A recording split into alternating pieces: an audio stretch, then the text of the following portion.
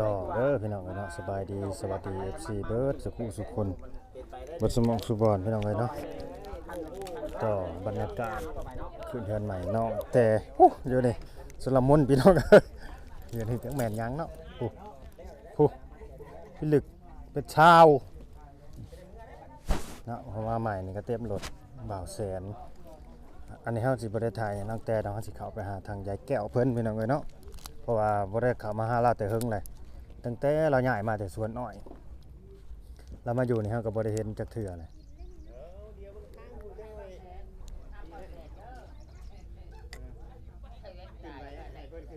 น้องแต่ก็ย่างแบบนี้เนาะกะเปะแบบนี้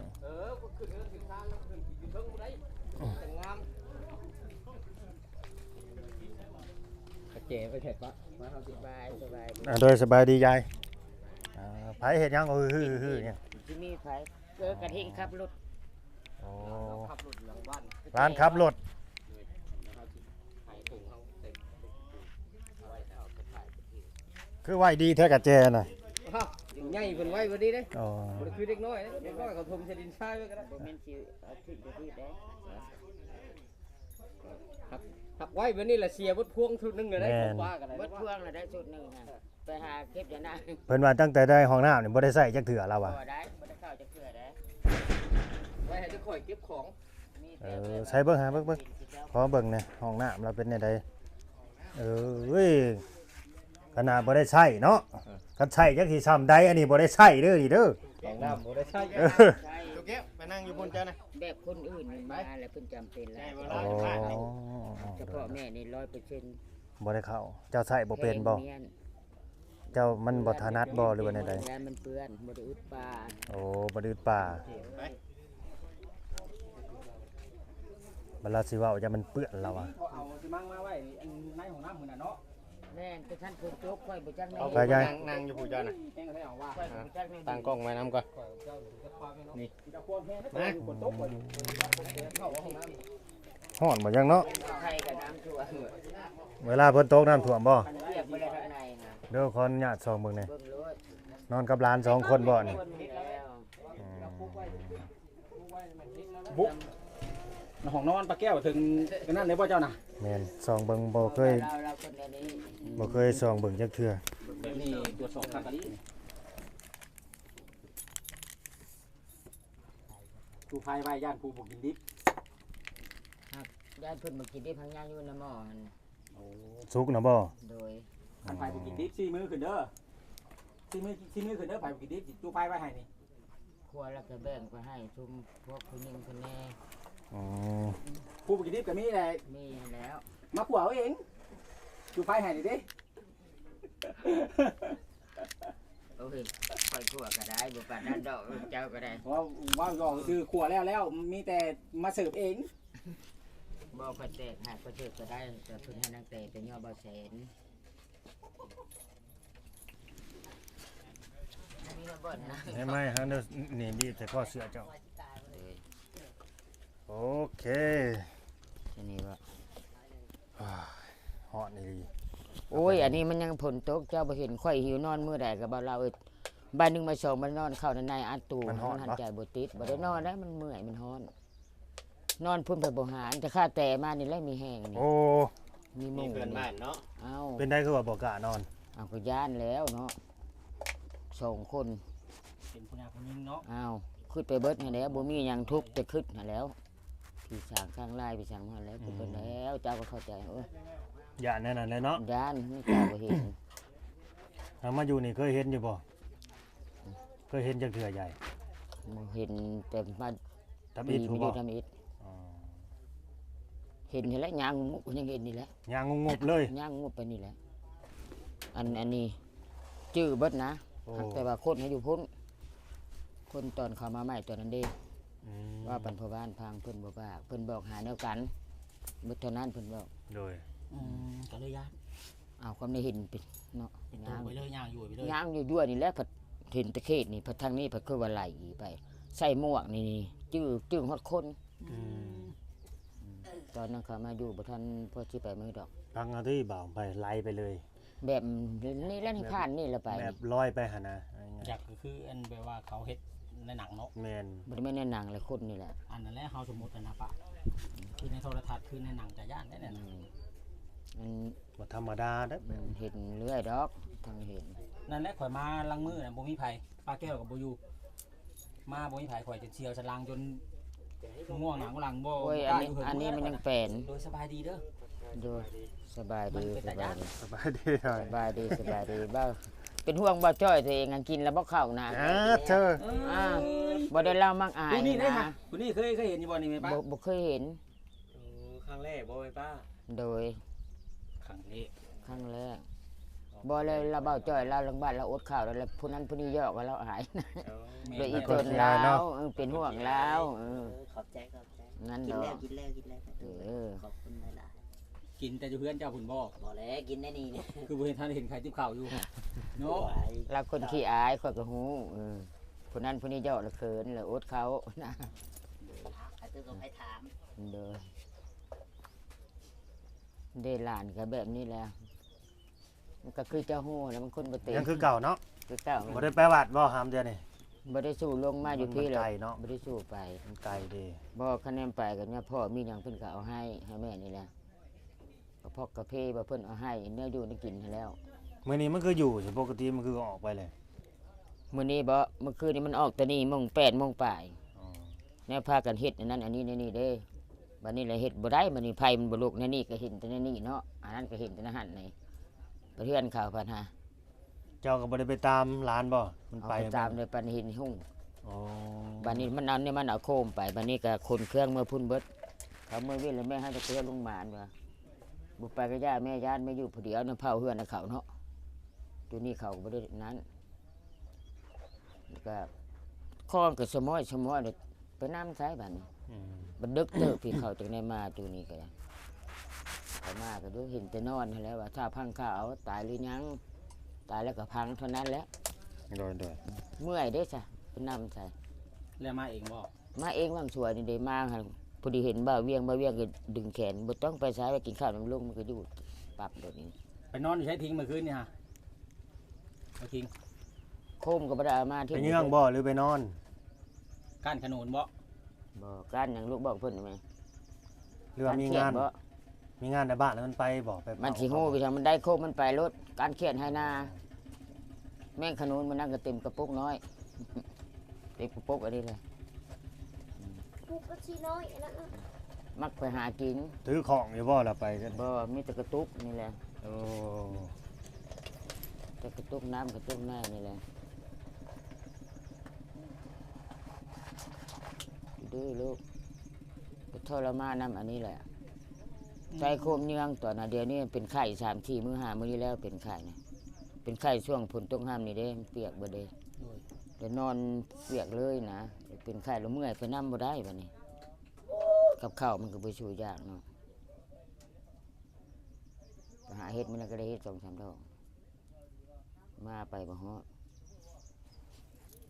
ห่วยขี้เหือกก็แถวนั้นแล้วเลี้ยงอาชีพ บ่อนหากิน ปีนี้ยังบ่ได้ไปบ่ฮอดบ่ บ่ได้หากไปตลอดได้ไปเรื่อยๆอยู่ ดาวพาน หาได้เบิ่งนั้นเพิ่นนะพาอยู่ไสนี่ในเสื้อแม่นี่มีดอย่าไปสิไปชวนเพิ่นนี่มีดเบิ่งมือขาดเด้อบ่มีบ่โอ้ยเบิ่งในบ่าวคำไผหายหัวแล้วเนาะหาเอานะหั่นแหละน้ำลุ่มแม่มีดสิไปชื่ออีกบัดนี้ จังว่าโอ้ยพักผ่อนตอนเบ้าโอลิมาเฮ็ดเฮือนให้น้องแต่นี่แหละจังว่าบ่ได้ไปใส่แน่ฮะจังว่ามีแห้งแน่แต่ก้าวก็คู่มือพุ่นน่ะสิว่าเพิ่นจนพาหลานเข้าประคองกินข้าวอยู่แคมป์เท่าใดเทื่อพุ่น อืม บ่แม่นมันสิได้คู่มือไปหาเนาะว่าเราย่างมันเลยเมื่อยอีหลีได้นี่ เมื่อยแล้วผู้เฒ่าไอ้เนาะ กินยาได้เม็ดหนึงกินนี่ยาดีประดง โอ้ข้าแต่ใช้ยาดีประดง อันนั่งเทืองลูกมันชื่อภาคให้เขาเราให้ อืม ชิโตกันเจ็บเช่นแห้งกันไปใส่บ่ได้เขาเราให้กินมันแพงนี่มี4 เม็ดนะแต่ก็มีแห้งแน่นี่กินกับกินคืนนี้อันหนึงเขาเอาให้กิน คือว่าแล้วแม่เองก็บ่มักไปลิ้นคนนั้นคนนี้นะคันสิเว้า โดย มันว่าไปก็คือเห็นนี่แหละเข้าป่าโลด แม่น นะ คนโคคนป่าเนาะเจ้าเนาะมันไปก็คือ บ่ ไป ได้เคยได้ว่าสิไปลิ้นคนนั้นคนนี้บ่เคย เวลาเข้าป่านี่ร้านนี่ไปนํอยู่บ่ ไปหลังบ้านมันก็บ่ไปหลังบ้านไปฮอดแล้วมันลากมาก็บ่ได้ เข้าป่าอีก ลากมาไปแล้วก็บ่ได้มื้อนั้นฮะ ตามหลาน บ่แล้วนำมันมาแล้วยังไป ได้ ที่ ยังว่า ด่านเราก็คือเห็นนี่ได้แบบนี้นั่น คือเจ้าฮู้หั่นแหละบ่ลาเอ้ย แบบว่านั่นเองนะ คนบ่เต็ม บางคนบางมุมมองของเอฟซีบางเทื่อบ่เข้าใจเลยดื้อแท้นู่นนั่นนี่เนาะ บ่ฮู้หยัง จริงมันก็เป็นแบบนี้ให้เขา เด้ถือเกือบไปกระทิ่มแล้วเด้โคมกับมันว่า เพราะ จ้า ว่าง อันภาษาไทยก็เขาสิเอิ้นเด็กพิเศษนะว่าง่ายๆใช่แบบนี้ บ่มีความทรงจำได้ แม่น บ่ฮู้คันแนนบ่พากินเนี่ยเบิดมื้อก็อยู่ห้านก็บ่ได้กินคันเฮาบ่เห็นหยังก็บ่ได้กินได้เบิดมื้อคันมีแล้วกินแล้วกินหลายโลอาหารสิจักไว้ซั่นไปหานั้นวางให้กับมือคาดนี่ได้หาไว้เช้านี่ อืม เนี่ยพาลงหัวลงห้องบ่ได้อยู่เดี๋ยวว่ามีแห้งเนี่ยแต่ข้าบ้าโอลีเอาออกมานี่แล้วอันเจจุลีเพิ่นอันเฮ็ดเฮือนนั่นนางแต่จังเลยได้พักผ่อนมันหยังฉันก็โอ๊ยพายกระตานั่นแหละตกตุ้ต้อย บ่ได้เห็นจุมเฮามาบ่ได้เห็นทีมงานมาเลยในป้าบ่ได้อยู่บ้านจังเมืองซ้ำอ้ออยู่เนาะ บ่ได้อยู่ หาอยู่หากิน บ่ได้อยู่เด้อคันละมา อ่า หาหน่อไม้หาเขียดชายคือเจ้าฮู้หั่นแหละโอ้ยล่างให้ฮู้พายกระตาเลาะแต่ละมื้อนะ เฮ็ดบ่เฮ็ดขาวออกบ่ได้อยู่ บ่ช่วยได้ดอกเขาการกลางคืนกลางคืนนั่นบ่อึดพอการน่ะบ้านนี้เขาก็ล้างลงพุ่นหน่อไม้ก็จะอึดแน่มันช่วงนี้มันฝนหากระตกเขาเพิ่นมีรถเฮาเพิ่นย่างนะเพื่อเมื่อฮอดพ้นเพื่อไปนะมันหลุดเมื่อยเพื่อมากลับไปกลับมานะหันใจจนบ่ติดพุ่นแหละเฮ็ดได้ประจำเป็นแล้วเพิ่นร้านก็คันสิไปทางคนเท่าคนทางผัดมันให้เอาขนมเด้บัดนี้ให้อยู่หั่นใดบ่ได้เอาเด้อขนมอันละ1,000 2,000พุ่นตู้แช่เพิ่นมันไข่ออกแล้วนี่ เอามายืนโทรศัพท์ไป บ่แม่นธรรมดา นี่บ่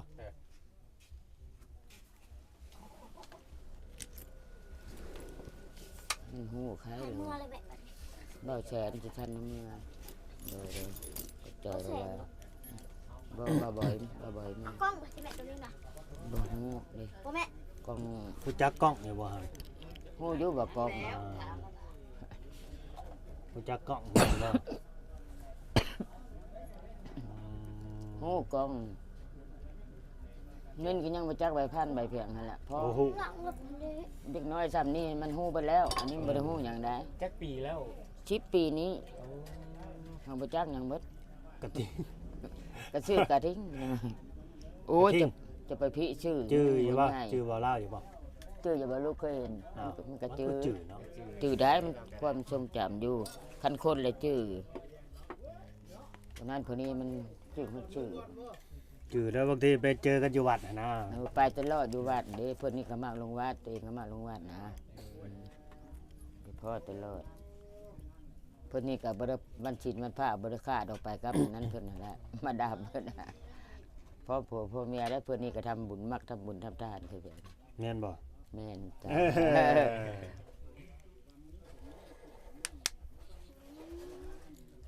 อันนี้ก็ตั้งแต่เรามาอยู่นี่ก็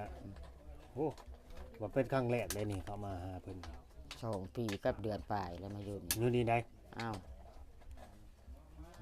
เพราะว่าเขามาอยู่แต่ว่าบ่เห็นคนเห็นว่าแต่กระตุกก็ถามคนนั่นนี่กระตุกยายแก้วว่าซั่นโอ้อยู่นี่บ่ว่า มันบ่มีน้ำตอนน่ะอาศัยแต่ยามฝนตกกินเมื่อบ้านเพิ่นพายมาแต่3-4ตุกไปซี่เนี่ยค่อยเมื่อยน้ำอาบก็บ่มีไปสั่งก็บ่มี อืม แบบนั้นได้เรื่องมันฮะ เป็นหยังอ่ะ โอ้ นี่ เป็นหยังหวาน ไม่มีแบดเบิดนะ ยันแม่น แบบเบิดแล้วมันปิ่นบ่ แม่น แบดเบิดแบดเบิด ค่อยแสนทุกข์ได้หิวน้ำแต่ข้าแต่จอน้ำแล้วเดี๋ยวน้ำขอใช้น้ำเขา อืม นั่นดอกน้ำไปสั่งก็บ่มีน้ำกินก็ยังอึดไปสิว่าเพียงพายมาแต่บ้านน้อยพวกบ่เมื่อยบ่จ้ะหลานก็พ่อหลาน บางนี่ก็มักมันจังอาบน้ำอาบในมันก็ให้มันก็เมื่อเลยน้องชะบ่ได้อึด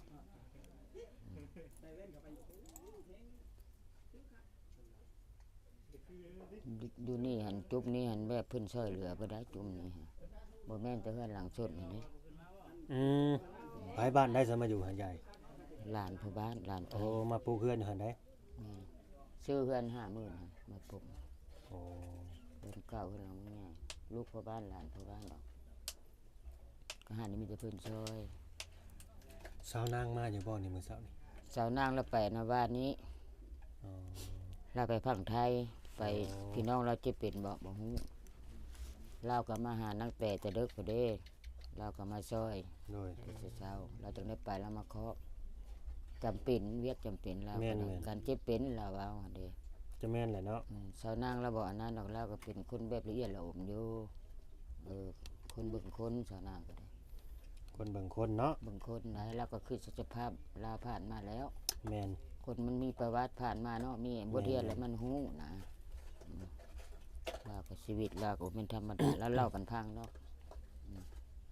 แต่ว่าเราสู้ชน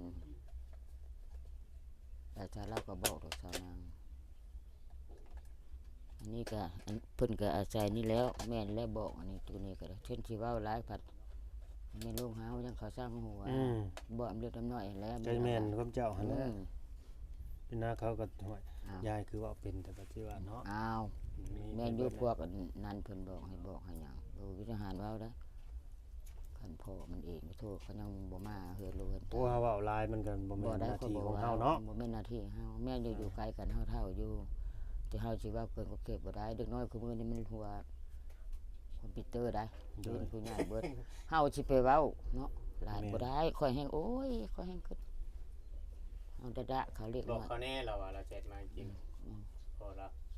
บอกเขาแน่ว่าข่อยก็บ่ได้เมื่อมันจำเป็นอะไรอย่างเวียก จ้อย มีกันคนตายอยู่เพื่อนใกล้นี่ พี่น้องบ่ พี่น้อง จ้อย ทั้ง ก็ พ่อเฒ่าทั้งเมียนะ อืม ก็เลยมันจำเป็นเนี่ยเลยบ่ได้มาเราอะ บอกข่อยนี้ เราบอกให้บอกเขาลูกเราแหละเห็นอะไรเราอะ พี่น้องจำเป็นทางไหนก็ค่า มันค่าเนี่ยบ่ได้มาขึ้นเงินลูก แม่น เอาลงมื้อนี้บ่เนาะทางนั้นก็ได้ไปอันนั้นบ่พี่น้องบ่เฒ่าไม่เฒ่า ทางมือจำมองวางเลยสีแดงขึ้นไปทางนั้น มีแต่แนวเลยนะประสบกันทางนั้นก็ FC เป็นแห่งเว้าอยู่ว่าโอ้คือบ่มาแสดงสิก็แห่งตามนี้อยู่พอบ้านลูกแท้ๆบัดปลาลูกปลาเมียไปสิไปซดอยู่ไสกันบ่มาอยู่นํลูกให้ว่าไปอีก ธรรมดาก็ คือไปอีกเนาะ คือไปอีก แม่นลูกก็แล้วสิเป็นผู้เบิ่งผู้ตาย บอนนั้นที่เพิ่งสุดท้ายเฮาสมมุติว่านั่นก็แม่นหม่องนี้แล้ว นี่ได้ ตาจ นี่ อย ได้ปัญหาได้ ปัญหา จุดหนัก ที่ นะ เพิ่งสุดท้ายเรานี่คือวงที่ลูกนี่แหละเราบ่มีวงเพิ่งนะ ก็บ่แม่นว่าใช่เด้อหมดเด้อคันแม่นตัวเบิ่งก็กันขอโทษเด้อหมดคันสมมุติว่าเนาะบ่เป็นหยังมานี่ สมมุติว่าตัวทิพย์มันหั่นนะบักจ้อย โดย คันมันบ่แล่นมาหาลุงมันสิแล่นมาหาไผหมด แม่น ตัวจะเสียใจเด้ออันนี้กันว่าแจ๊ก สมมุติมันเฮ็ดหยังบ่ได้แม่หา ก็มันสิบ่โง่มาหาลูกฮะ โดย ไอ้ลีจ้อยเอ้ยเขาเบิ่งอยู่แล้วป่านนี้เขาเฮ็ดตามตลอดจิกตัวเองได้ โดย เบิ่งอยู่แล้วบอกให้อยู่แล้วกันบอกสอนให้อยู่บ่เป็นห่วงก็ได้จ้อยเอ้ยลูกตัวก็คือลูกกันนี่แหล้วกันก็บอกให้อยู่ดอกว่าอยู่ดอกเท่าคืนนี่แหละโยกเป็นไข้เนาะดึกเลยจังแน่นอนได้ยินอยู่แอมนี่ เสียง เขา กันบอกคืนนี่เจะได้ยินอยู่เสียงอะดิ ปอกแปกปอกแปกอยู่บ่หรือเสียงคือซื่อบ่ได้เสียงดังปอกแปกปอกแปกนำบ่ บ่แล้ว บ่ได้มีเสียงดึกคอนดึกแค่นบ่ได้มีบ่ บ่มี ปอกแปกนี่หมายถึงลงมือกันได้ แค่เว้าซื่อๆเนาะ เว้า เซิร์ฟๆไปซื่อเนาะ ความปากเขาเจ้าเถียงค่อยๆเถียงเจ้านะทุกคนจะบ่ลงกันในเล็กน้อยเนาะบัดนี้เป็นพ่อแม่เป็นอยู่ไกลนี่ธรรมดามันต้องด่าอันนี้มันอย่างแนี้จังได้ แม่นเขาอยู่แต่เขาแล้วเป็นแนวนี้เนาะ แล้วนั่นแหละขึ้นเบางห้าวนี่นะเนาะก่อนสิตายจากกันนะ เลย สิขึ้นหลายไปเนาะผัวดิ้นสำแดงความมาคิดน้องทิมเบิดนี่น้ำผัวนะจนก็ตายพัดเขาก็เบิ่งบ่แย้งแบบนี้แหละมาพังความข่าวเด้ เป็นตัวบ่ได้อาบมือชีวิตน่ะนะ โดย อันนี้พี่ช้างหาก็เอากันก็แบบนี้แล้วโอ้เมื่อเช้านี่พวกอันนั้นก็จนให้นำได้ อืม จนผู้หญิงนะให้นี่เขาให้อีกได้จักให้อีกสักกันบิตาอีตุน มันแบบว่าตอนนั้นมันกำลั ซึ่ ง งเนาะครับซึ่ง แบบ บ่ ใจฮ้อนใจกันหั่นน่ะ ใจฮ้อนก็แม่น ว่า มึง ปกๆใจกันนี่ หมอนี่เพิ่นบ่ปากบัดนี้มันจะเว้าได้ก็สิชื่ออยู่นะกลมอยู่ในนี่นะมันหึงนะ16 คันบ่มีผู้เว้าผู้ห้ามแน่ปล่อยแต่เขาแห่งไปบักใหญ่ ใครไปบางอย่างยังตีกันเขา สิตีอยู่บ่เจ้า ตี โอ้ เป็นอะไรก็สิเตีย อ้าวมันต้องตีนะเคยเห็นนี่นะแต่เฮ็ดผัวมันนะ อืม เพราะว่าทำบักอันนี้มันสิชื่ออยู่บักอันนี้ฮะ อืม ต้นมันอยู่ห่วงเมียแน่ก็ว่าได้ แม่น ห่วงนะเจ้าเบิ่งนะ ก็ห่ มั วน ง แพงได้เด็กน้อยบ่เคยได้มีแต่พระเจ้า3 4ปีมันหาก็16ปีเนาะ มันก็สิห่วงแน่แหละเบิ่งก็ได้ แต่มันเป็นคนแบบนี้มันคนมาเข้าสังคมโคหมอนี่แหละบ่ แม่น ซาเบิ่งนะ แม่น เอาเข้ามาอยู่นี่ก็3-4 มื้อโอ้5 มื้อเลยนิสัยก็เป็นอะไรสิเบิ่งหยังมื้อเดียวก็ มาอยู่นี่แห่งเขาแห่งมืดแล้วหมู่คู่เนาะ หมู่คู่มันก็บ้านมัน บ้านเขาให้เนาะ บ้าน คือนางแต่กับบ้านนางแต่ หมู่ นั่น คู่ นี่ เขามีหยัง อืม มันเป็นแนวนั้นได้ดอกบอกมันแล้วเจอก็เบิ่งให้อยู่ดอกลูกเจ้ามันก็บอกเขาแหละอันนี้ก็ได้ชุพิษชุเลียยาไม่สิโตบอกเบิดมาบ้านในเมืองเพิ่น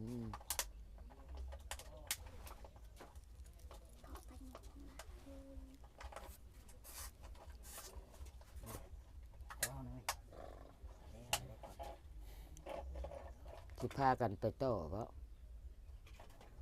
บ่ไปต่ออยู่ไส ยันมา ออกแต่นี่ก็สิมื้อ เมื่อนมา โอ้ยน่ะมื้อเฮือนน่ะเนาะ มันไผจะอันนี้บ่เห็นตัวเธอ จะบ่เคยเห็นเฮาบ่ บ่ เขาว่าเขาเคยเห็นเจ้าอยู่ที่นึง